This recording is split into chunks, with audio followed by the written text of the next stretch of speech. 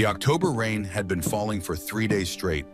It hammered against the broken shingles of Ravencroft Estate with the persistence of judgment pooling in the cracks of what had once been a grand driveway. Serafina stood at the window of the servants' quarters watching water pour from a rusted gutter. Her reflection stared back at her from the glass. One eye the color of deep sapphire, the other flecked with amber like honey catching sunlight. Her mother used to say those eyes were a gift. No, her brothers called this wasn't them a the plan. defect. It's done. 21 years God, old, what and have we done? Serafina had learned that gifts and curses often wore the same face. Behind her, the door to her small room hung crooked on its hinges. Dorian had kicked it in last month during one of his rages. He never bothered to fix it. Why would he, this room, this life, this girl, folding linens in the corner of a decaying mansion, none of it mattered to him anymore. Not the way their parents had mattered. Not the way money mattered now. Serafina moved away from the window, her bare feet silent on the cold wooden floor. The house groaned around her, settling into its bones, the way old things do when they sense the end approaching. She made her way down the narrow servants' staircase, the one her mother had forbidden her to use as a child. But childhood rules died with the people who made them. The main hallway stretched before her like a museum of better days. Family portraits lined the walls, faces frozen in oil paint confidence. Her great-grandfather, stern and proud. Her grandmother, beautiful in pearls.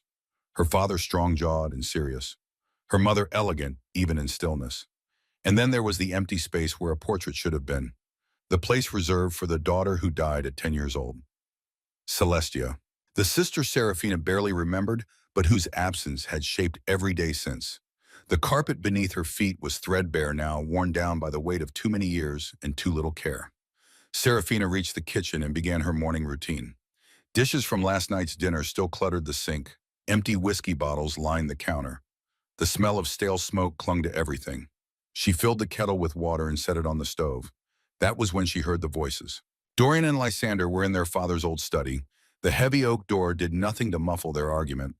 It never did. In a house this hollow, secrets had nowhere to hide.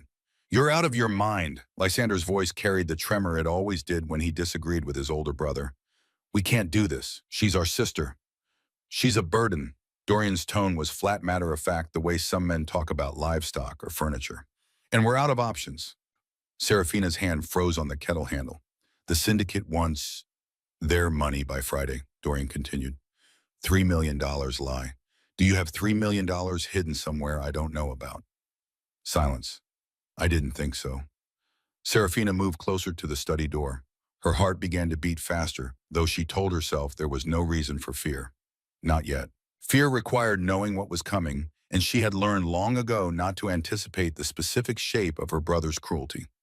"There has to be another way," Lysander said. His voice had taken on that pleading quality, the sound of a man who knew he would lose but felt obligated to try anyway. "We could sell the estate. We could—" "The estate is mortgaged to hell and back. You know that. I know that. The bank knows that." Dorian's chair scraped against the floor. Footsteps crossed the room. "We have one asset left that anyone wants." "She's not an asset. She's a person." The question hung in the air, rhetorical and cruel. "Because from where I'm standing, she's been eating our food, using our electricity, taking up space in our house for 3 years, without contributing a damn thing. She runs this entire house. She cooks, she cleans. She does what she's told." Dorian's voice dropped to something quieter, more dangerous. "And now I'm telling her to do something that will actually matter. Something that will save our lives." Serafina pressed her palm against the wall, steadying herself. "Thaddeus Ironwood is the richest alpha in the Northern Territories," Dorian said. "He controls more land than any pack in history, and he needs something we have. We don't have anything he needs. We have her." The words landed like stones in stale water, sending ripples through everything Serafina thought she understood about her place in the world. "I've been doing research," Dorian continued. "Ironwood is 32 years old. No mate, no heir. The council has been putting pressure on him for years. They want bloodline security. They want the alpha lineage guaranteed. But he's been refusing every match they propose. So he's desperate, and desperate men pay premium prices." Papers rustled. "I made contact through a broker. Ironwood wants a mate from a pure alpha bloodline. Someone young, someone healthy, someone who won't come with political complications or demanding in-laws." "You can't be serious." "I'm dead serious. $3 million for the Northern Pass land deed in Serafina. The deal is already in motion. He agreed to meet us Friday night. Serafina's breath caught in her chest. You're selling our sister. Lysander's voice had gone hollow. You're actually selling her like cattle. I'm saving our lives. If we don't pay the syndicate by Friday, they won't just kill us, Ly. They'll make it slow. They'll make it public. They'll send a message to every other debtor who thinks they can skip out on what they owe. Dorian's footsteps moved toward the window. Serafina gets a life of luxury with the most powerful alpha in the region. We get to keep breathing. It's a fair trade. It's not fair. It's not right. Right doesn't matter when you're dead. Serafina backed away from the door. Her hand found the wall again, fingers tracing the faded wallpaper her mother had picked out 17 years ago. Roses. Her mother had loved roses. She turned and walked back to the kitchen on legs that felt disconnected from her body. The kettle was screaming now, steam pouring from its spout. She removed it from the heat and poured the water over tea leaves she had gathered from the garden. The garden her mother had planted. The garden no one tended anymore except Serafina herself. She sat at the small kitchen table and wrapped her hands around the warm cup. Through the window she could see the overgrown hedges, the cracked fountain, the stone bench where her father used to read the newspaper on Sunday mornings. 3 years ago, that bench had been where she was sitting when the police came to tell her that her parents' car had gone off the mountain road in the rain. Brake failure, they said. Tragic accident, they said. Her mother's last words had been a whisper in the hospital, barely audible over the machines. Bloodline prophecy. Protect your eyes. Serafina had thought she was delirious from pain. Now she wondered if her mother had been trying to warn her. The study door opened. Footsteps in the hallway. Lysander appeared in the kitchen doorway, his face pale, his hands shaking slightly. He was 26 but looked older in the morning light. Gambling and guilt had aged him. Sarah, he said quietly, I need to talk to you. She looked up at him, waited. I'm sorry. The words came out broken. I tried to stop him. I swear I tried. But Dorian, he's made up his mind, and when he decides something, there's no changing that. I heard, Serafina said. Lysander's face crumbled. You heard. The walls are thin. They've always been thin. He crossed the kitchen and sank into the chair across from her. For a long moment, he just sat there staring at his hands. Then he reached into his pocket and pulled out a folded piece of paper. He slid it across the table. This is a map, he said. Routes out of the territory. Safe houses where you can stop. If you leave tonight, you could become a rogue. Serafina picked up the paper but didn't unfold it. Unmated females without pack protection don't last long out there. You know that. It's better than being sold. So she met his eyes. At least being sold comes with the guarantee of shelter. Rogues get hunted for sport. Lysander flinched. I'm sorry. God, Sarah, I'm so sorry. If there was anything I could do. There isn't. She folded the map carefully and tucked it into her apron pocket. Not because she planned to use it, but because Lysander needed to believe he had tried. Thank you for this, but we both know I'm not going anywhere. You could fight him. With what my supernatural ability to do laundry. Serafina stood and carried her teacup to the sink. Dorian is the alpha of this house. He has the authority. He has the power. And he's already made the deal. Thaddeus Ironwood is supposed to be ruthless, Lysander said quietly. They say he killed his own uncle to take control of the pack. They say he shows no mercy to anyone who crosses him. Then I'll try very hard not to cross him. Sarah, it's done, Ly. She turned to face her brother. I've been living in a prison for 3 years. At least this way the cell changes. Before Lysander could respond, Dorian's voice boomed from the study. Lysander, get in here. Lysander stood slowly. He looked at Serafina one more time, his eyes full of things he would never say, and then he left. Serafina washed her teacup, dried it, put it back in the cabinet. Then she climbed the servant's stairs back to her small room and sat on the narrow bed that had been hers since childhood. The rain continued to fall. The house continued to groan. And Serafina Ravencroft, 21 years old with eyes the color of 2 different worlds, began to pack a small bag for a life she had never chosen but would now have to live. She chose her mother's black dress, her father's silver dagger, and a photograph of her family from before everything broke. It wasn't much, but then again she had never been much to anyone. Not to her brothers, not to this house. Maybe she thought as she tucked the photograph into the bottom of her bag she would be something to someone else, even if that someone had bought her like property. Friday came the way endings always do, inevitable and unwelcome. The rain had not stopped.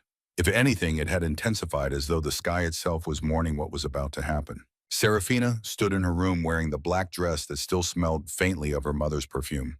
Lavender and something else. Something that used to mean safety. Dorian appeared in her doorway at 8 o'clock. He didn't knock. He never knocked. "Time to go," he said. She picked up her bag. "That's all you're bringing." He looked at the small duffel, his expression caught somewhere between contempt and something that might have been guilt if he were capable of such things. "It's all I need," he grunted and turned away. "Lysander is bringing the car around. Don't make this difficult." "I won't."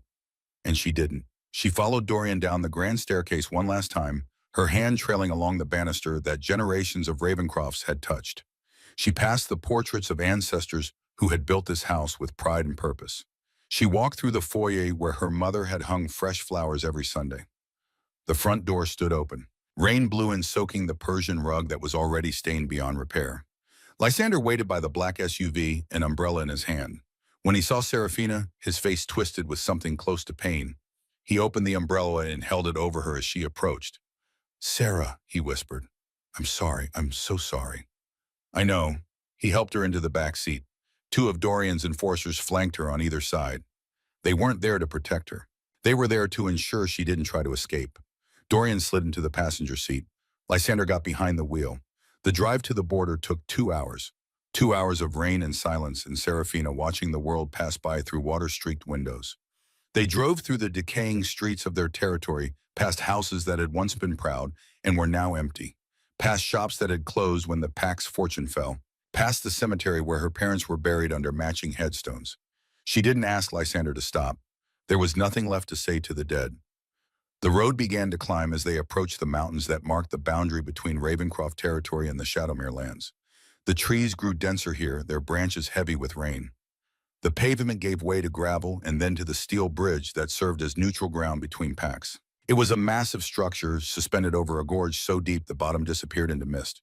The bridge swayed slightly in the wind, groaning under its own weight. On the far side, 3 black SUVs waited, their headlights cut through the rain like the eyes of predators.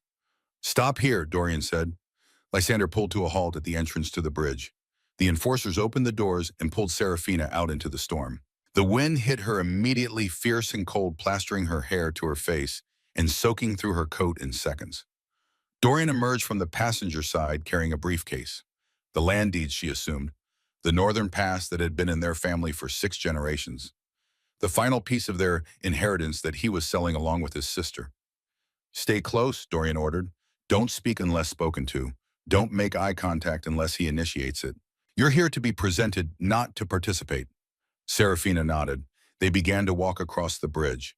The metal grating beneath their feet was slick with rain. Every step felt precarious, as though the bridge might decide at any moment to give way and send them all tumbling into the abyss below. The sound of their footsteps mixed with the howl of wind and the relentless drumming of rain on steel. Halfway across, Serafina saw him. He emerged from the lead vehicle on the opposite side, and even at this distance, even through the rain and darkness, she could feel the weight of his presence. He was tall, taller than Dorian, who was not a small man. He wore a dark suit that should have been ruined by the rain, but somehow looked pristine. An umbrella shielded him, held by one of his men, but he didn't seem to care about the water. He was looking at her. Not at Dorian, not at the briefcase of deeds, at her. Thaddeus Ironwood Alpha, king of the Shadowmere pack, had eyes the color of steel, and they were fixed on Serafina's face with an intensity that made her forget for a moment how to breathe. They stopped 10 feet apart. Dorian stepped forward, rain running down his face, his hand extended for a handshake that would seal the transaction. "Alpha Ironwood," he began. "We have the deeds and the girl as discussed. If you'll just—" Thaddeus walked past him. Dorian's hand hung in the air, ignored. His face flushed red, but he said nothing. Because even Dorian understood that you did not challenge an Alpha King. Thaddeus stopped 3 feet in front of Serafina. Up close, he was even more imposing. Not just his height or the breadth of his shoulders, but something deeper. An aura that pressed against her like a physical force. Power, ancient and absolute. But when he spoke, his voice was soft. "Serafina." It wasn't a question. It was a recognition, as though he had known her name all along, as though he had been waiting his entire life to say it out loud. She looked up at him, rain streaming down her face, and tried to find her voice. "How do you know my name?" He didn't answer. Instead, he reached into his coat and pulled out something wrapped in tissue paper. He held it out to her, his large hand steady despite the wind. Serafina took it, unwrapped it carefully. Inside was a silk scarf, the color of amber, the exact shade of the flecks in her left eye. She stared at it, her hands trembling.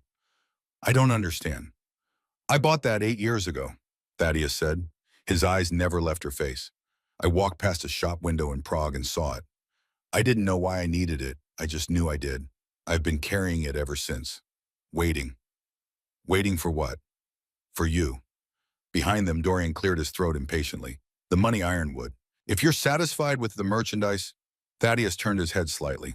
The look he gave Dorian was not anger. It was something colder. Something that made the temperature on the bridge seem to drop 10 degrees. Refer to her as merchandise again, Thaddeus said quietly, and I will throw you off this bridge myself. Dorian's face went white. Thaddeus turned back to Serafina. He held out his hand, palm up, an offering, not a command. Come with me, he said. Serafina looked at his hand, then at her brother's. Lysander stood with his head bowed, shoulders shaking in what might have been silent sobs.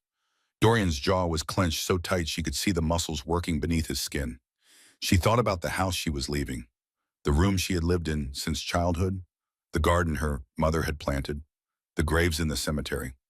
She thought about the girl she had been before her parents died, and the woman she had become in the aftermath. Then she placed her cold, wet hand in Thaddeus's warm one. The moment skin touched skin, something happened.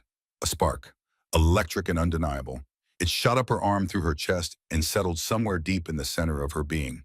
Her wolf, dormant and silent for 3 years, suddenly lifted its head and whispered a word Serafina had never expected to hear, mate. Thaddeus's grip tightened. His eyes widened slightly, and she knew he felt it too. The connection, the recognition. The impossible truth that she was not just a purchased bride, but something far more significant. He pulled her gently to his side, tucking her under his arm. The umbrella shifted to cover them both. He smelled like cedar and rain and something else. Something wild and ancient that made her wolf stir again. Beta, Thaddeus said, his voice carrying despite the storm. A man with a scar cutting through his left eyebrow stepped forward. He carried a metal briefcase. Yes, Alpha. Transfer the funds to these gentlemen. Thaddeus said the word with such disdain that it lost all meaning. And take the deeds. The beta moved toward Dorian, who was already reaching for the case with greedy hands. A pleasure doing business with you, Ironwood, Dorian said, his relief palpable. She's young, healthy, good bloodline. She'll give you strong heirs, just as promised. If you say one more word, Thaddeus interrupted, his eyes flashing with something dangerous, I will reconsider my commitment to civilized behavior. Dorian's mouth snapped shut.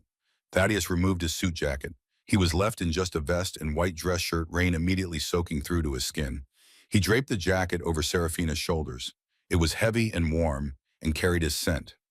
Get in the car, he murmured, his hand on her lower back. Why, she asked, her voice barely audible over the storm. Why did you buy me? Thaddeus paused. He leaned down so his lips were close to her ear. His words meant only for her. I didn't buy you, he whispered. I retrieved you. I have been dreaming of a woman with one sapphire eye and one amber eye every night for 10 years. I didn't know you were real until today. Serafina's breath caught. And now that I have you, Thaddeus continued, his voice dropping even lower, I'm going to find out exactly why your brothers thought they could sell my soulmate like cattle. He guided her toward the waiting SUV. One of his men opened the door. Serafina climbed inside, her legs shaking, her mind reeling. The interior was warm, leather seats, soft lighting, a world away from the storm outside. Thaddeus slid in beside her. The door closed, sealing them in silence. Through the tinted window, Serafina watched Dorian count the money in the briefcase, his face lit by the glow of his phone screen. Lysander stood apart, his umbrella, forgotten rain pouring over him as though he were trying to wash away his complicity. The convoy began to move. Serafina watched the bridge recede into the darkness, watched her brothers become smaller and smaller until they were just shadows in the rain, and then they were gone. She was alone with a man who claimed he had been dreaming of her for a decade. A man who had just paid $3 million, not to buy her, but to save her. A man whose hand she still held, fingers intertwined with hers, warm and solid and real. Thaddeus didn't speak for the first hour of the drive. He just sat beside her, his thumb tracing slow circles on the back of her hand, his eyes fixed on her face with an expression she couldn't quite read. Finally, he said, You're hungry. It wasn't a question. I'm fine, she replied automatically. Your heart rate spikes when your stomach growls. He reached into a cooler built into the console and pulled out a container of fresh fruit and a bottle of water. He set them on the seat between them. Eat. Serafina hesitated.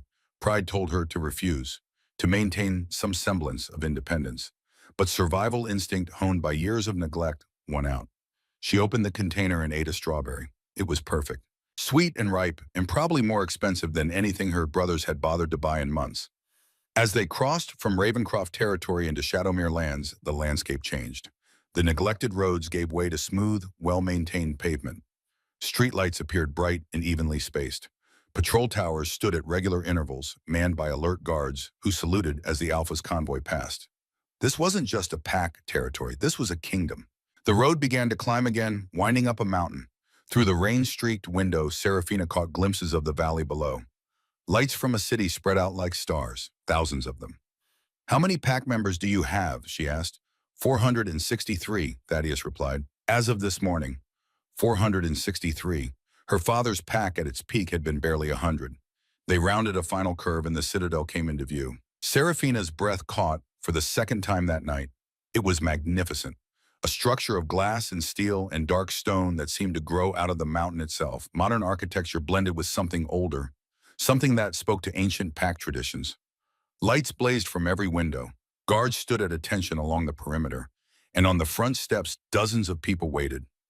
The SUV rolled to a stop at the base of a grand staircase. The door opened and Thaddeus stepped out first, then offered his hand to help Serafina down. The rain had finally stopped. The air smelled clean and cold. 463 wolves stood before her, maids in crisp uniforms, guards in tactical gear, administrative staff with tablets and professional expressions. They all bowed their heads as Thaddeus approached, baring their necks in submission. But when their eyes darted to Serafina, she saw the questions, the confusion, the judgment. Who is this stray? Why is she wearing the Alpha's jacket? Is she the breeder he bought? Serafina felt herself shrinking under their scrutiny. Thaddeus seemed to sense her discomfort. He moved closer, his shoulder brushing hers, a silent wall of muscle blocking the stairs. His hand found the small of her back again. Warm, firm, possessive. "Clear the entrance," he commanded. The staff scattered immediately, disappearing into various doorways and hallways. Within seconds, the grand foyer was empty except for Thaddeus and Serafina. He led her inside. The foyer was massive, marble floors polished to a mirror shine. A double staircase that curved up to the second floor. Artwork that probably cost more than Ravencroft estate ever had. But Thaddeus didn't stop to let her admire it. He guided her to an elevator hidden behind a panel in the wall. They rode up in silence, the soft hum of machinery, the only sound. When the doors opened, they were on the top floor, the Alpha's floor. He led her down a hallway lined with more artwork past several closed doors until they reached a set of double doors at the end. He pushed them open. Serafina stepped inside and stopped breathing. It was a bedroom suite larger than the entire ground floor of her childhood home. Floor-to-ceiling windows offered a panoramic view of the city below, lights twinkling like captured stars. A fire crackled in a stone hearth. The furniture was elegant but comfortable, nothing ostentatious or cold. But it wasn't the luxury that made her heart stop. It was the details. On the bedside table sat a vase of blue hydrangeas, her mother's favorite flower. A flower she hadn't seen in a house since the funeral. On the reading chair lay a vintage copy of Wuthering Heights, the specific edition with the embroidered fabric cover that Serafina had lost years ago. And on the bed lay a silk nightgown in emerald green. The exact shade she had always imagined herself wearing because she thought it would complement her eyes. She spun around to face Thaddeus, her heart hammering. "What is this?" Her voice came out barely above a whisper. This is impossible. How do you know these things?" Thaddeus closed the door behind them. The sound of the lock clicking seemed to echo through the room. "I told you," he said quietly. "I have dreamed of you." "Dreams don't work like this." She gestured at the room. "Dreams don't know what edition of Wuthering Heights I lost when I was 15. Dreams don't know my mother's favorite flowers." Thaddeus walked toward her slowly. "When the dreams started 10 years ago, they were just images, flashes of a woman with mismatched eyes. But over time, they became more detailed. I saw you in rooms. I heard you speak. I watched you grieve." He stopped a few feet away. "I started painting what I saw, writing down fragments of conversations, details that seemed important. The oracle I consulted said the soul bond was trying to prepare me, to help me recognize you when the time came." "This is insane," Serafina whispered. "Is it more insane than your brother selling you to a stranger? More insane than feeling that spark when we touched?" His voice was gentle. "I know this is overwhelming. I know you have no reason to trust me. But I swear on everything I am, Miss Serafina, I will never hurt you. She looked at him, at this impossibly powerful man who claimed to have been waiting for her his entire adult life, at the room he had prepared based on dreams and visions, at the silk scarf still clutched in her hands. I need time, she said, to think, to process. Take all the time you need. Thaddeus moved toward a side door. This is your room. Mine is next door. The bathroom is through there. There's food in the small kitchen if you get hungry. He paused at the threshold. You're not a prisoner, Serafina. You're not a purchase. Tomorrow after you've rested, I'll show you something that might help you understand. But tonight, just sleep. What happens tomorrow? She asked. Tomorrow, the council comes. They'll have questions about you, about us, about whether this union is legitimate. His jaw tightened. And I suspect your brothers may cause trouble. But we'll face it together. He stepped through the door. Lock this if it makes you feel safer. I won't be offended. Then he was gone, the door closing softly behind him. Serafina stood alone in the beautiful, impossible room. She walked to the window and looked out at the city she now supposedly belonged to, at the lights spreading across the valley like promises she wasn't sure would be kept. She picked up the book from the chair. It was her edition. Down to the small coffee stain on the back cover from when she was 16 and spilled her morning cup. She smelled the hydrangeas. They were fresh, real, her mother's favorite. She held the silk nightgown up to the mirror. It was perfect for her coloring. Exactly what she would have chosen for herself. Serafina Ravencroft sold for $3 million, standing in a room designed by a man who dreamed of her for 10 years, realized that her life had become something she couldn't comprehend with logic alone. She changed into the nightgown, drew a bath, soaked until her skin pruned and the events of the day felt slightly less real. When she finally climbed into the bed, a bed so soft it felt like sleeping on a cloud she expected to lie awake for hours. Instead, she fell asleep almost immediately, exhausted by fear and confusion and the strange, unwelcome flicker of something that might have been hope. And as she slept in the room next door, Thaddeus Ironwood sat at his desk with a paintbrush in his hand, adding finishing touches to a portrait of a woman with sapphire and amber eyes, finally painting from life instead of dreams. Morning came with the sharp sound of alarms. Serafina jolted awake, her heart hammering. The unfamiliar room spun into focus, the windows, the fireplace, the expensive furniture. For a moment, she couldn't remember where she was. Then memory crashed back. The bridge. Thaddeus. The $3 million. The siren wailed through the citadel, harsh and mechanical. Red lights flashed in the hallway beyond her door. Serafina threw off the covers and grabbed the first clothes she found, the jeans and sweater from yesterday. She was still pulling the sweater over her head when the door to Thaddeus's room burst open. He stood there, already dressed in tactical gear, a gun at his hip. His face was granite. "Stay behind me," he ordered. "What's happening?" "The council. They're at the gate with enforcers." His jaw tightened. "They have a warrant." "A warrant for what?" But Thaddeus was already moving, his hand on her elbow, guiding her down the hallway toward the grand staircase. Pack members scrambled in every direction, some armed, some herding the non-combatants toward safe rooms. They descended the stairs together. Each step brought Serafina closer to the source of raised voices, the sound of splintering wood, the feeling of impending violence. The main foyer had been transformed into a battlefield waiting to happen. The massive double doors hung open, one of them blown off its hinges. Shards of reinforced wood scattered across marble flooring that had been pristine hours ago. Now it looked like a war zone. 12 men stood in the center of the hall, council enforcers dressed in gray tactical gear, holding assault rifles loaded with silver bullets. They moved with military precision, covering angles, watching exits. At their head stood a small, oily man in a suit 2 sizes too large. Councillor Hayes. His thinning hair was slicked back with too much product. His eyes darted nervously around the room, never settling on one thing for long, but he held a rolled parchment sealed with the council's wax emblem. And that gave him authority. Behind the enforcers, flanked by 2 thugs in cheap suits, stood Dorian and Lysander. Dorian looked smug, satisfied, like a man who had just won a bet he was certain he would lose. He wore a new suit probably purchased with Thaddeus's money. His shoes were polished. His hair was slicked back. Lysander stood apart from his brother, pale and shaking. He wouldn't meet Serafina's eyes. Octavia appeared at Serafina's other side. The head enforcer looked furious, her hand on her weapon. "Alpha," she said quietly. "We can take them." "Hold," Thaddeus commanded. His eyes never left Hayes. "Lower your weapons," Hayes called out, his voice shrill. "By order of the High Council, we are here to arrest Serafina Ravencroft for the double homicide of Alpha Garrick, Ravencroft and Luna Meredith Ravencroft. The words hit Serafina like a physical blow. Murder. They were accusing her of murdering her own parents. Thaddeus's aura flared outward, a physical wave of pressure that made the windows rattle in their frames. Several of the enforcers took involuntary steps backward. "You are in my house, Hayes." Thaddeus's voice was a growl that came from somewhere deeper than his chest. "And you are accusing my mate of a crime she didn't commit." "Mate," Hayes sneered, his eyes darting to Serafina. "She bears no mark, and we have witnesses, sworn affidavits." He gestured to Dorian. Dorian stepped forward, and Serafina felt something cold and sharp settle in her stomach. He was going to perform. She knew that look. The calculated sorrow, the manufactured grief. He wiped at a non-existent tear. "It breaks my heart, Alpha Ironwood. We tried to protect her. Serafina has been unstable since she was a child, jealous of our parents' attention, prone to violent outbursts." "Liar," Serafina stepped forward, fury overriding fear. "I was with you when we got the call. I was the one who rode in the ambulance. I held her hand while she died. We found the receipts."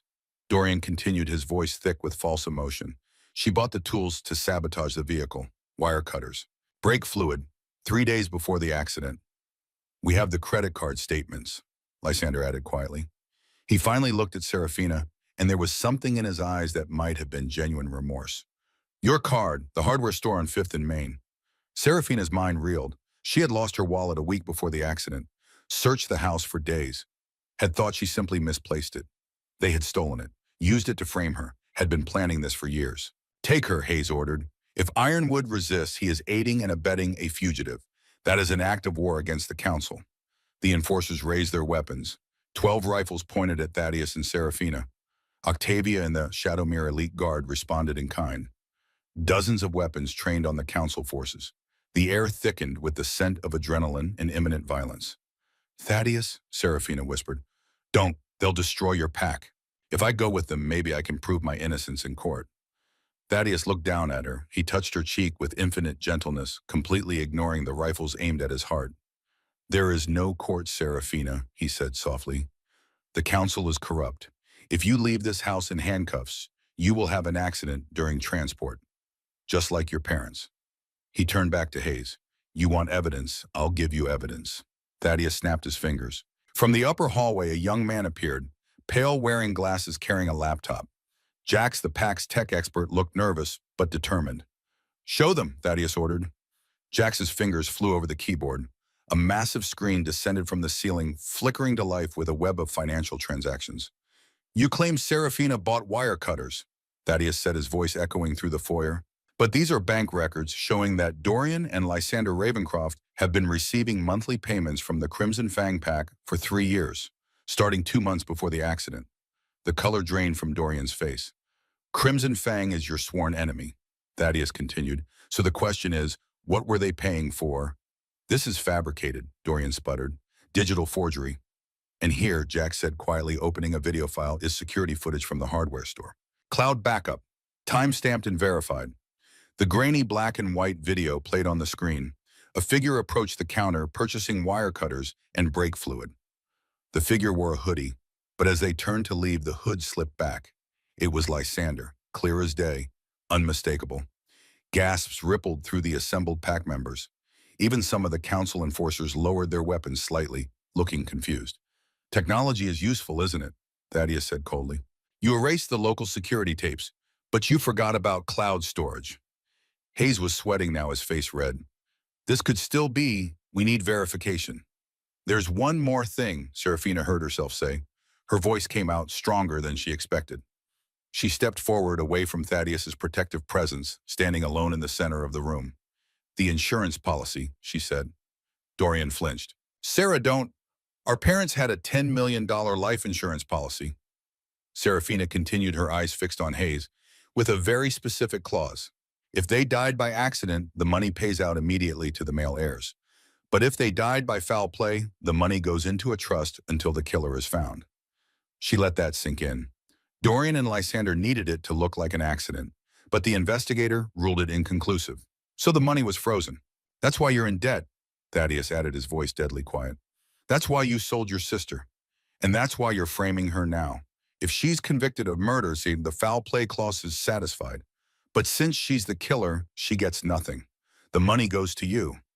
Check the policy, Serafina said to Hayes. Ravencroft Family Trust, account 8842. Hayes pulled out his phone with shaking hands, made a call, listened. His face went from red to white. It's true, he whispered. The policy exists. 10 million frozen pending investigation. The enforcers were now openly staring at Dorian and Lysander with hostility. Arrest them, Thaddeus commanded. No. Dorian's hand moved faster than anyone expected. He pulled a gun from inside his jacket. But he didn't aim at Thaddeus. He aimed at Serafina. Time fractured into slow motion. Serafina saw the barrel, saw Dorian's finger on the trigger. Saw the madness in his eyes, the desperate, cornered animal realization that he had lost everything.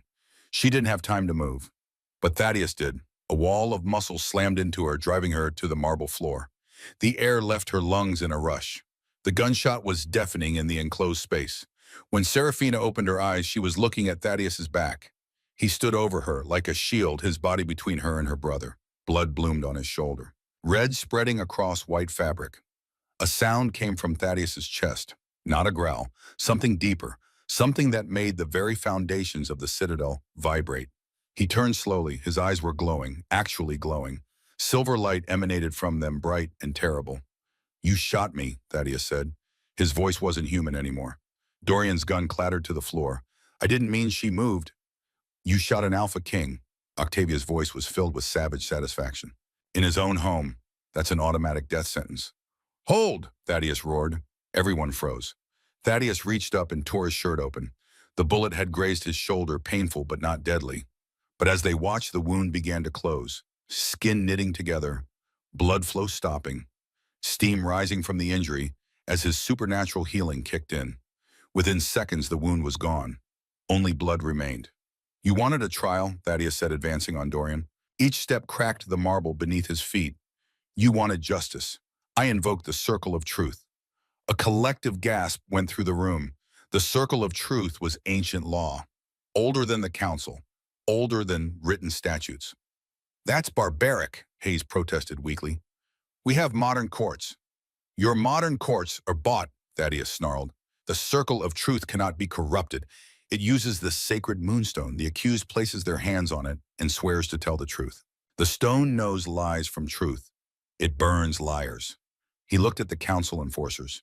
Do you deny the old laws? They shook their heads rapidly. To deny the old ways was blasphemy in wolf culture.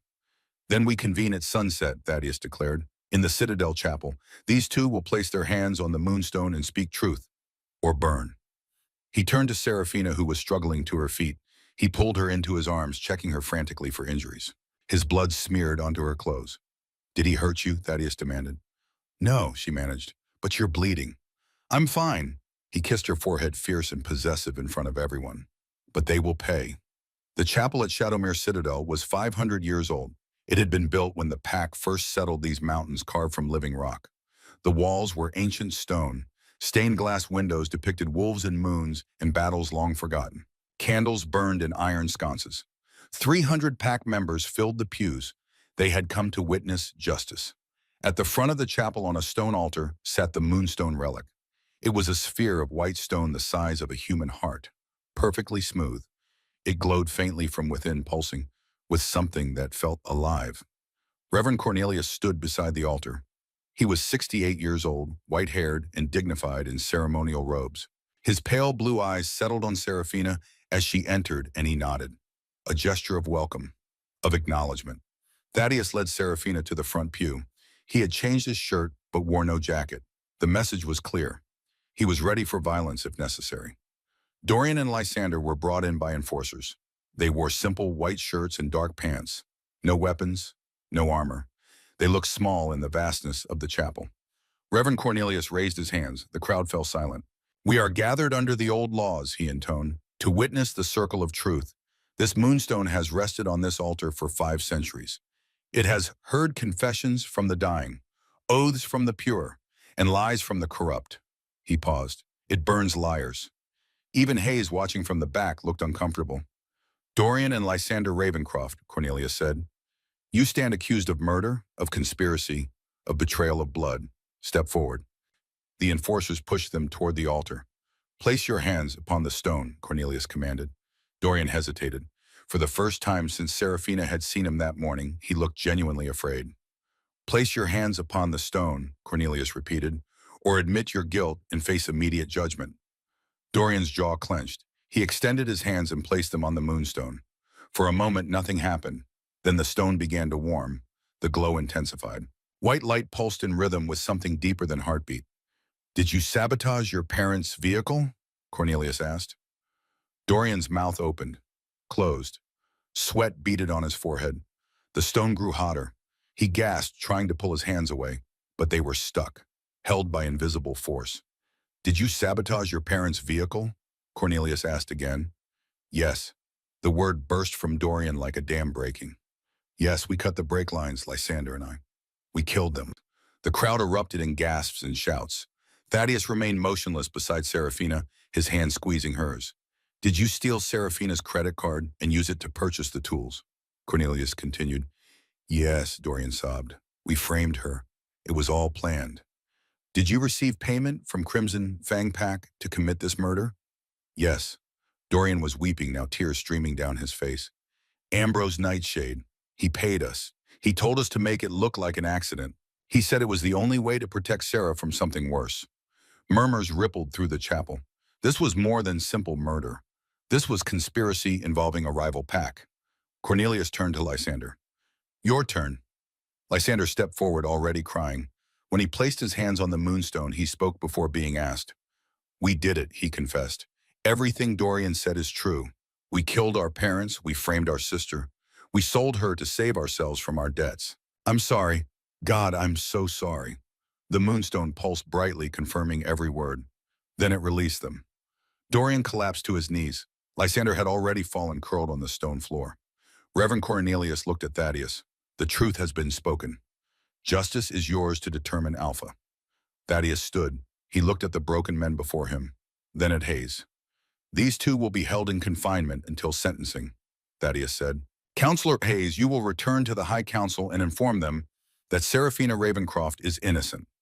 The real murderers have confessed before 300 witnesses and the sacred moonstone itself. Hayes nodded frantically. Of course, Alpha. I will personally ensure. You will also inform them, Thaddeus continued, his voice dropping dangerously, that if they ever question my mate's innocence again, I will consider it an act of war. Hayes fled. Actually ran from the chapel, his enforcers scrambling after him. Thaddeus extended his hand to Serafina. She took it and stood. As they turned to leave, Lysander's broken voice stopped them. Sarah, I'm sorry, I was weak. I was a coward, but I never stopped loving you. Serafina looked at her brother, at the man who had helped murder their parents, who had sold her, who had tried to frame her.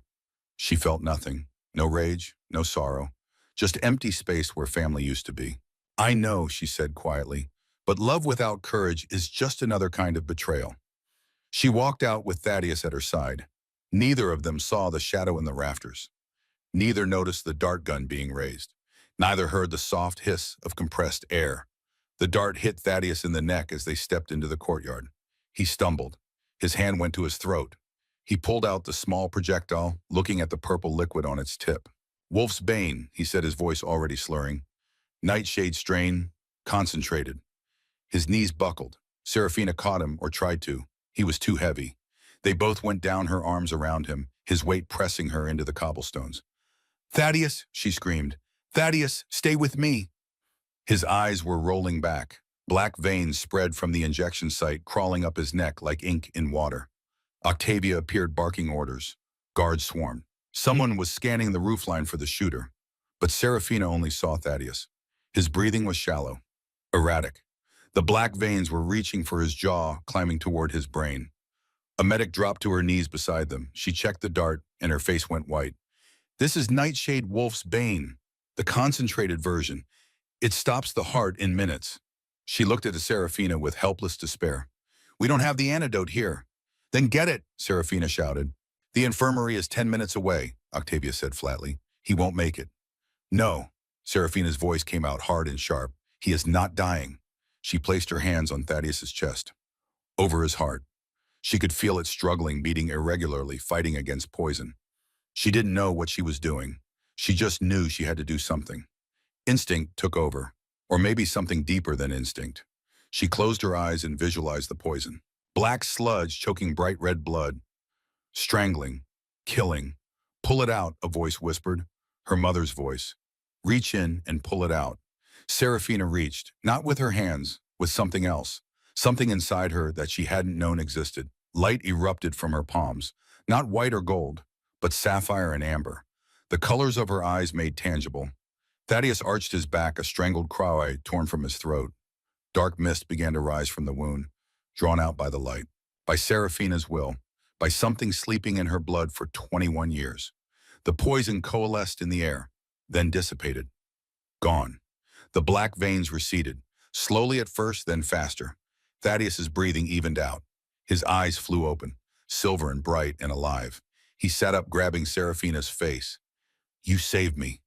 Serafina's light faded. She collapsed against him, exhausted. Reverend Cornelius pushed through the crowd. He looked at Serafina with awe. The healer's gift, he breathed. Which wolf bloodline? I thought it was extinct. Serafina looked at her hands. They looked normal, but she could still feel the echo of power humming beneath her skin. Thaddeus stood, pulling her up with him. He looked at his pack, at Octavia, whose expression he had shifted to something like respect. Seal the citadel, he commanded. Find who shot that dart. Bring me every prisoner, now. Because everyone understood what this meant. This wasn't random. This wasn't opportunistic. Someone powerful didn't want the truth to keep coming out, and that someone had just declared war. The interrogation room was cold by design. Concrete walls, steel table, a single light swaying overhead. Dorian sat handcuffed to a chair bolted to the floor, his expensive suit now wrinkled and sweat-stained. Thaddeus stood in the corner. Octavia paced like a caged predator. Serafina sat across from her brother, her father's silver dagger resting on the table between them. She hadn't spoken yet, just watched him with those mismatched eyes. Dorian broke first. He always did. I didn't know about the dart, he said hoarsely. Sarah, you have to believe me. The assassination attempt, that wasn't part of the plan. What was the plan? Thaddeus's voice cut through the room. Dorian's eyes darted to the door as if hoping for rescue. None came. Answer him, Octavia growled. Crimson Fang, Dorian whispered. They're Alpha. Ambrose Nightshade. He approached us 2 months before Mom and Dad died. He said he would pay us to arrange an accident. Serafina leaned forward. Why, he said there were people hunting your bloodline, witch hunters. He said if Mom and Dad were gone, if you were vulnerable, you would have to go to Crimson Fang for protection, and he could keep you safe. Oh, so he had our parents murdered, Serafina said flatly, to protect me. He made it sound noble. Dorian's voice cracked. He said it was mercy, that they would be tortured for information about you anyway. That this way was faster. He looked at her with desperate eyes. I'm not asking for forgiveness. I know what I did. But I thought I convinced myself I was saving you. You convinced yourself you wanted the insurance money, Thaddeus corrected coldly. Don't dress up greed as sacrifice. Dorian's head dropped. You're right. I wanted the money. I wanted to matter. I wanted... He broke. I'm sorry. I'm so sorry. Serafina stood. She picked up the dagger and walked around the table. Dorian flinched as she approached. She placed the flat of the blade against his cheek. You will tell Reverend Cornelius everything, she said softly. Every detail, every conversation, every payment. And then you will spend the rest of your life trying to become someone worthy of the name you destroyed. She withdrew the blade. Because I'm not going to kill you, Dorian. You're going to live with what you've done, and you're going to help me find Ambrose Nightshade. 3 days later, a raven arrived at dawn. It carried a scroll tied with black ribbon. The message was written in elegant script on parchment that smelled of smoke and earth. To Alpha Thaddeus Ironwood and the healer Serafina, I am told you seek me. I will come to you unarmed and alone to speak truth. Not because I fear your power, but because I owe a debt to one who is no longer here to collect it. 3 nights hence. The Neutral Chapel at Black Ridge. Come with your questions. I will come with my answers. Ambrose Nightshade. Thaddeus read it 3 times before looking at Serafina. It's a trap, Octavia said immediately. He'll have assassins waiting. Maybe, Thaddeus agreed. But if there's even a chance he's telling the truth, we need to hear it. Serafina stood at the window looking at the mountains. I want to know why he thought killing my parents would save me. Blackridge Chapel was abandoned and crumbling. It sat on neutral ground between territories. Stone walls covered in vines. Broken windows. The roof collapsed in places. But it was sacred ground. Even enemies respected abandoned chapels. They arrived at sunset. Thaddeus, Serafina, Reverend Cornelius carrying the moonstone in a velvet case, Octavia, with the security detail in the trees, and 100 Shadowmere pack members as witnesses. Ambrose Nightshade was already there, kneeling before the broken altar. He was 55 years old, silver threading his dark hair, eyes like storm clouds. He wore simple clothes, no weapons visible. He looked like someone's grandfather, not a man responsible for murder. As they entered, he stood. His eyes found Serafina's, and he placed a photograph on the altar. Serafina approached, looked at it, a young woman, maybe 20, with dark hair and a bright smile. She wore a summer dress, laughing in a field of wildflowers. She looked like Serafina. Same features, same face shape, but both her eyes were sapphire blue. Her name was Celestia, Ambrose said softly. She was your sister. Serafina's world tilted. I had a sister. She died when I was 6. She was 10 years old when witch hunters murdered her. Ambrose's voice cracked. They broke into your house. Your parents fought them off, but not before Celestia was killed. He looked at Serafina with ancient grief. I was supposed to marry her. Our families arranged it when we were children. A union between Shadowmere and Crimson Fang packs that have been enemies for 350 years. The marriage would have brought peace. But she died, Serafina whispered. She died and I lost my mind. Ambrose's hands trembled. For 15 years I searched for a way to bring her back. Every oracle, every witch, every dark practitioner, they all said the same thing. Witch wolf blood can heal the living. It cannot resurrect the dead. He turned to her fully. Until 5 years ago when I heard rumors of a younger daughter, one who inherited the gift where Celestia had not, one who bore the mark. My eyes, Serafina said, your eyes, heterochromia, the sign of a healer. He began to pace. I had you investigated. I discovered you were living with 2 brothers who would sell their souls for gambling money. I knew they would destroy you, or sell you to someone who would use your power for evil. So you had my parents killed, Serafina said, her voice hollow. I convinced myself it was mercy, that they would want you safe at any cost. Shame crossed his face.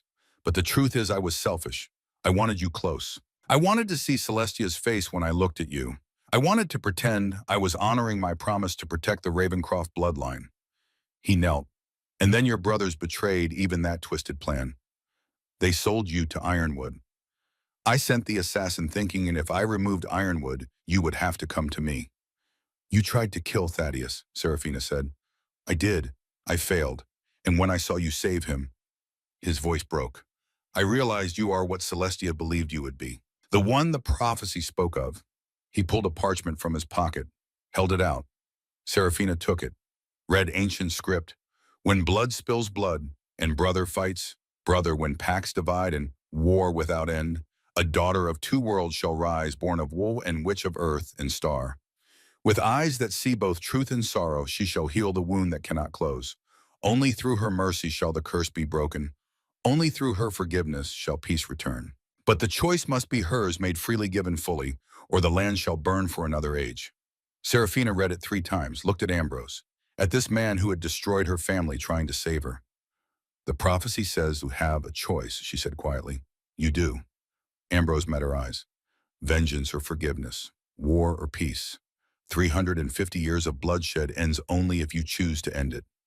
You're asking me to forgive you for murdering my parents. I'm asking you to save both our packs from repeating the cycle that has destroyed thousands of lives. His voice was raw. But I won't beg. The choice is yours. Serafina looked at Thaddeus. He said nothing, but his eyes told her he would support whatever she decided. She walked to a broken pew. Saturday, closed her eyes, and thought about her mother's last words. Bloodline prophecy. Protect your eyes. She thought about Celestia killed trying to bridge the gap between enemy packs. She thought about the paintings showing her with a sword standing before a burning city. She could choose that future. Fire and blood and righteous anger. Or something harder. Serafina opened her eyes. I need 1 week. For 7 days, Serafina prayed and studied in the chapel archives. She read about the original conflict. A woman named Isadora, 350 years ago, whom both alphas loved, who chose neither, whose rejection cursed both packs to eternal war. Another woman with a choice, Reverend Cornelius observed. Another chance to end suffering. You think I should forgive him, Serafina said. I think forgiveness frees you from bitterness. It chooses the future instead of being held hostage by the past. On the fifth day, she visited Dorian in his cell. He looked smaller, thinner, his hair limp, his expensive clothes replaced with prison garb. "I've been thinking about what you said," Serafina began, "about wanting to matter. I understand that." Dorian looked shocked. "I felt invisible for 3 years. You and Lysander had each other. I had nothing." She pulled out paper. "So here's what happens. 5 years confinement. Work with Reverend Cornelius. Therapy. Spiritual counseling."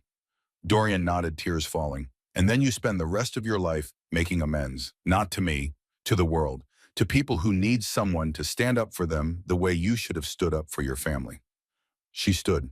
"Lysander is being released next week. He'll work at a shelter I'm building. When you get out, you'll work there too. Maybe in 20 years you'll have done enough good to balance a fraction of the evil you caused." "Thank you," Dorian whispered. On the seventh day at sunset, Serafina returned to Blackridge Chapel, this time with Thaddeus Reverend Cornelius carrying the Moonstone Octavia with guards and 100 pack members. Ambrose waited kneeling. Serafina walked to the altar. Cornelius placed the Moonstone beside her. "Ambrose Nightshade," Serafina said, "you stand accused of conspiracy to murder, of orchestrating my parents' deaths, of attempted assassination. Do you accept these charges?" "I do." "Place your hands on the stone." Ambrose obeyed. The Moonstone glowed softly. "Did you order my parents' deaths?" "Yes." The glow remained steady. "Did you believe you were protecting me?" "Yes." Still steady. "Do you regret your actions?" "Every day since." His voice broke. The stone pulsed brighter, confirming truth. "Would you make a different choice if you could?" "Yes, God, yes, I would find another way. I would warn them. I would face the witch hunters myself, anything to give them back their lives." The Moonstone blazed white, so bright it lit the entire chapel. Then faded. Ambrose fell to his knees. "I'm sorry. I took everything from you, and I can never give it back." Serafina stood silent. The pack held its breath. Then she extended her hand. "I can't forgive what you did," she said quietly. "That wound won't fully heal. But I can choose not to let it poison everything else." Ambrose looked up confused. "The prophecy says only mercy breaks the curse. So I choose mercy. Not because you deserve it, but because Celestia would have wanted it. Because 350 years is enough." She helped him stand. "Crimson Fang merges with Shadowmere. You serve as advisor, not alpha. You help me build the shelter. You dedicate your life to preventing the violence that killed my parents." She paused. "And you tell me everything about my sister. Every story, every moment. You help me know the family I lost." Ambrose couldn't speak, just nodded through tears. Cornelius stepped forward. "The merger requires a binding oath." He gestured to Thaddeus. "Alpha Thaddeus Ironwood of Shadowmere. Do you accept this union?" "I do." Thaddeus placed his hand on the Moonstone. "Alpha Ambrose Nightshade of Crimson Fang. Do you cede your pack in the name of peace?" "I do." Ambrose placed his hand beside Thaddeus's. "Then by the old laws I declare you united. You are no longer Shadowmere and Crimson Fang. You are Shadow Fang.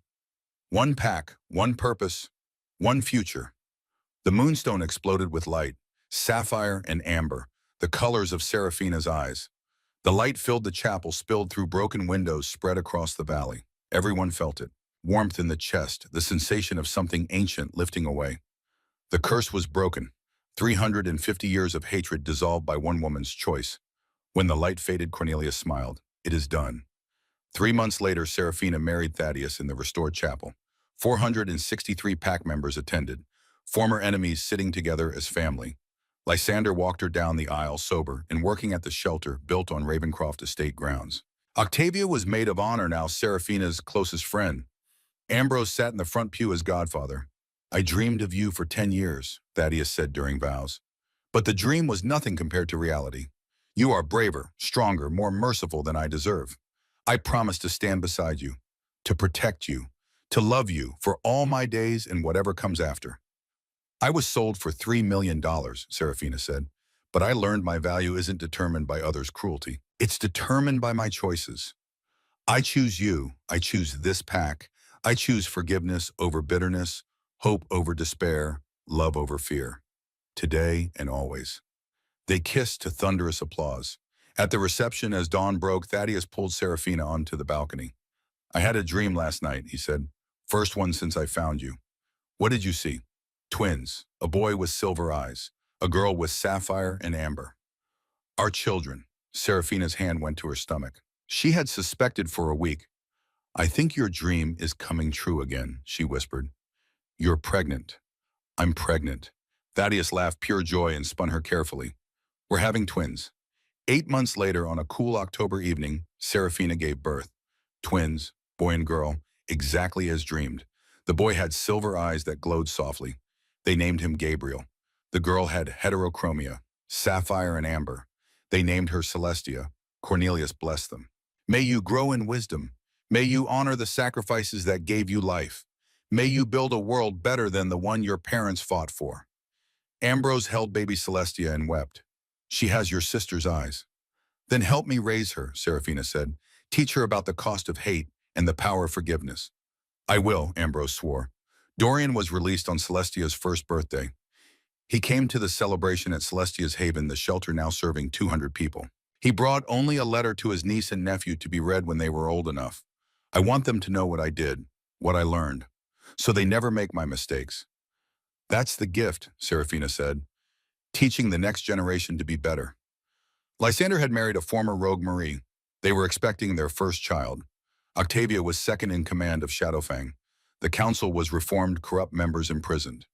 Serafina established the Healers Academy. 6 students the first year, 20 by the second. One night when the twins were 2, Thaddeus found Serafina painting. She worked on a portrait of her parents, young and in love, in the garden before tragedy. I want them to know where they came from, she explained. Not just pain, but love, hope, goodness. Gabriel and Celestia toddled in learning to walk. Dream, little Celestia said. Mama dream. What did you dream? Pretty lady, she said, tell Mama she's proud. She had sapphire eyes like me. Her name was Celestia. Tears filled Serafina's eyes. Your namesake, your aunt. Thaddeus wrapped them all in his arms. His family, his world. Outside, the moon rose over Shadowfang, over the valley where enemies became one, over the shelter that saved instead of destroyed, over the chapel where prophecy was fulfilled. The curse was broken. The cycle ended, and a new story began, one of hope, of redemption, of a daughter sold like property who became a queen through mercy. Years later, when Serafina was old and her children had children, they asked for the story. What would you tell your younger self? Her granddaughter asked. A girl with heterochromia like Serafina's. I would tell her being sold wasn't the end. It was the beginning. The worst night led to the best years. And she was never worthless, never broken, never less than whole. Even when her brothers sold her, especially then, their cruelty didn't define her. Her response to it did. What happened to the Alpha? Serafina looked across the room at Thaddeus 77, now silver-haired and still painting. He didn't buy her, she said softly. He recognized her, and together they built something that lasted. A pack, a family, which is better, deeper, more lasting. As sunset painted the sky sapphire and amber, Serafina closed her eyes and heard her mother's voice one last time. The prophecy is fulfilled. You protected your eyes by using them to see what others couldn't. That mercy is stronger than vengeance. I'm proud of you. Rest now. Serafina opened her eyes. Thaddeus watched her smiling. What are you thinking? He asked. How far we've come from that bridge in the rain to this. Grandchildren. Peace, a future we built together. Worth $3 million. Worth everything. She took his hand. Together they watched the sunset in colors that had marked her as different and destined. The colors that saved them all.